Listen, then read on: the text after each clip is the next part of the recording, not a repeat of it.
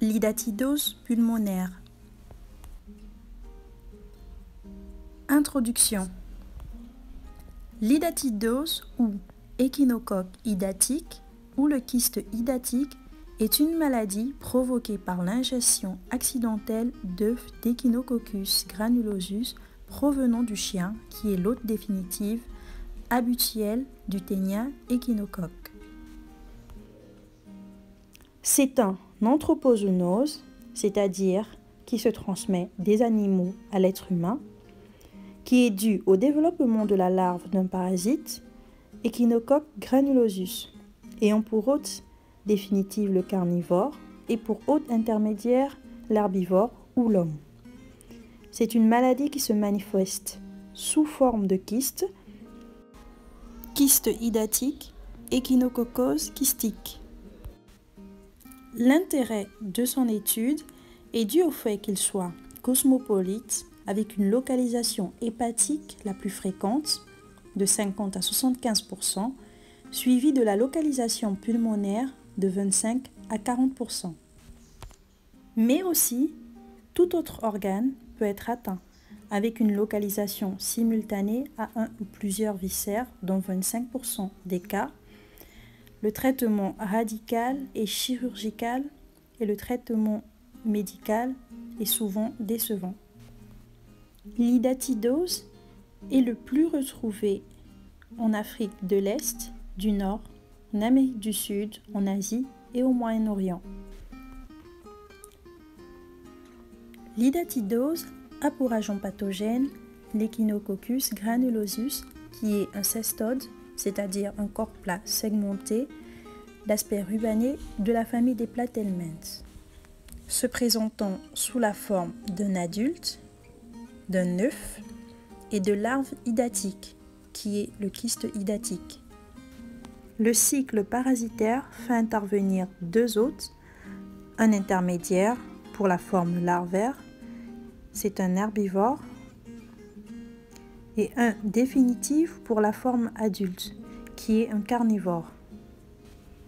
Comment évolue l'idatidose chez l'homme?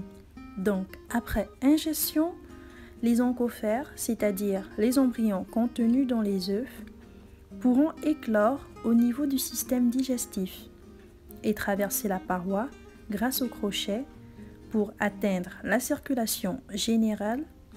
Ils peuvent alors se fixer à différents niveaux de l'organisme, mais surtout au niveau du foie ou des poumons. Si l'embryon survit, il se transforme en larve idatique, avec formation d'un adventice autour de celle-ci. On parle alors de kyste idatique. Le cycle se poursuit lorsque le chien dévore les viscères d'un herbivore infecté.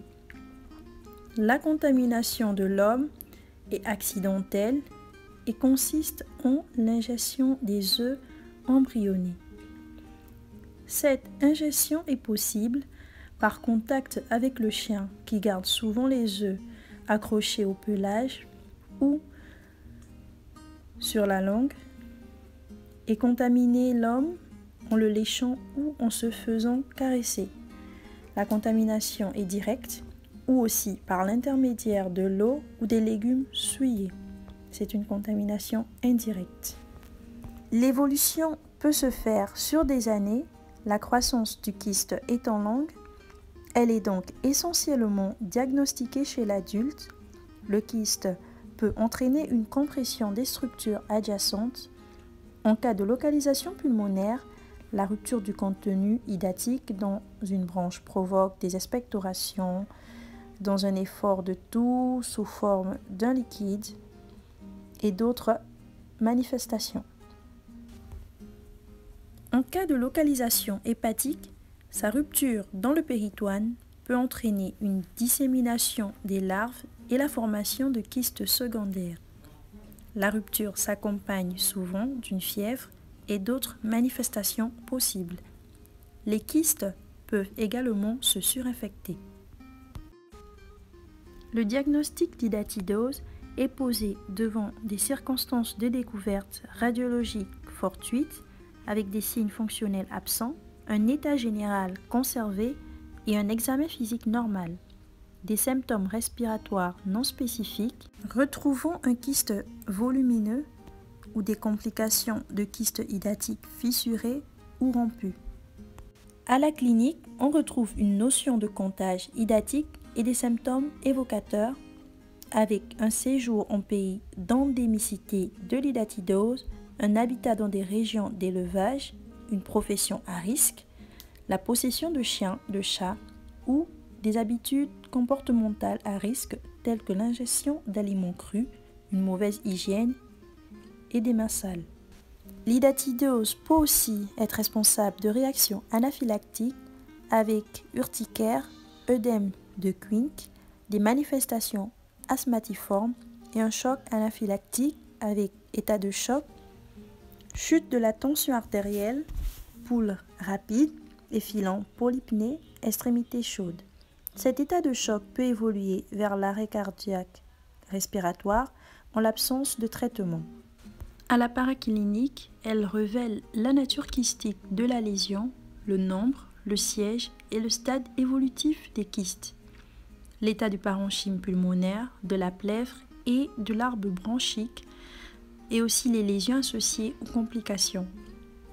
L'image typique radiologique étant une image en boulet de canon, située en plein parenchyme pulmonaire, par ailleurs sain.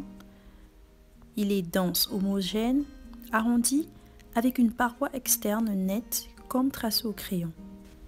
Des modifications de forme au cours du développement et du contact peuvent être observées. D'autres formes radiologiques aussi peuvent être retrouvées.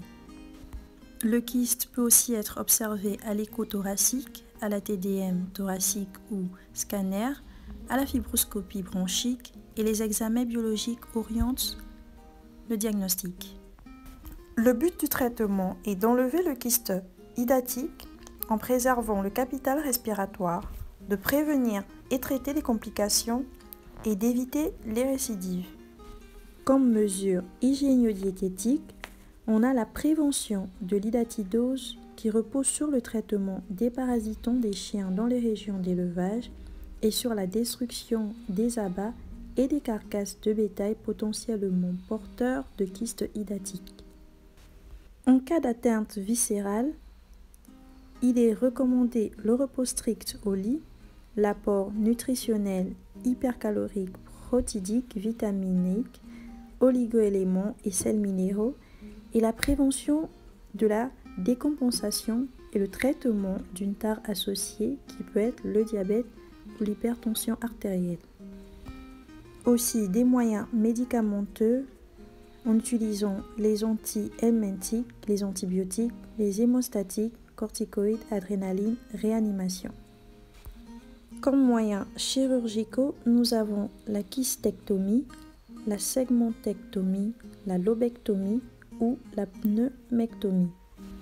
Seul le traitement chirurgical est radical dans les localisations thoraciques. C'est aussi la meilleure alternative dans les formes compliquées.